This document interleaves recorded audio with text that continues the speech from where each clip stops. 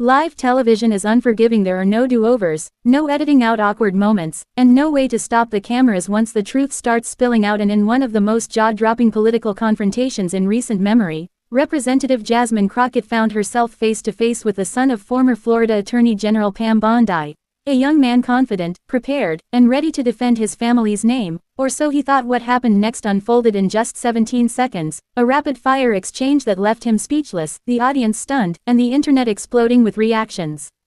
To understand why this moment hit so hard, you need to know who we're talking about.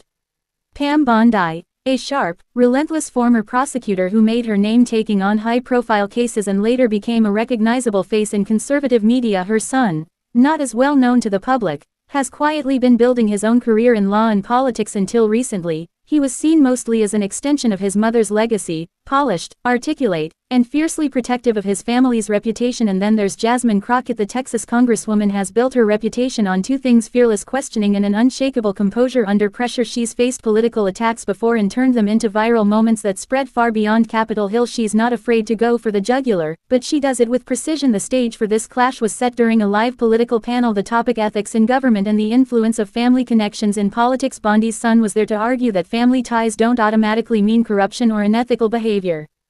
Jasmine Crockett, sitting just a few seats away, listened quietly as he spoke, not interrupting, not reacting. She waited, and when the host turned to her for a response, that's when she dropped it. Before we talk about ethics, maybe your viewers should know about this. In a calm, almost casual tone, Crockett referenced a little-known piece of information about Bondi's son, something that had never been discussed publicly in this context. It wasn't illegal, it wasn't a career-ending scandal on its own, but it was personal. And it directly undercut the argument he had just made. The effect was instant. You could see it in his face. The change from confident to caught off guard. He tried to recover, to laugh it off, but Crockett didn't stop. She pressed, gently but firmly, with one follow-up question that cornered him completely, and that was it. 17 seconds after she spoke, his composure cracked. He stumbled over his words, lost his train of thought, and glanced toward the host as if searching for a lifeline that wasn't coming. The moment spread like wildfire. Within minutes, clips were circulating on Twitter, Instagram, and YouTube. Commentators dissected it frame by frame, pointing out the exact second his confidence evaporated. Supporters of Crockett praised her for exposing hypocrisy. Supporters of Bondi's family called it a low blow, accusing her of going after someone for something unrelated to the debate. But regardless of which side you were on, one thing was clear: Crockett had seized control of the conversation, and Bondi's son was left reeling.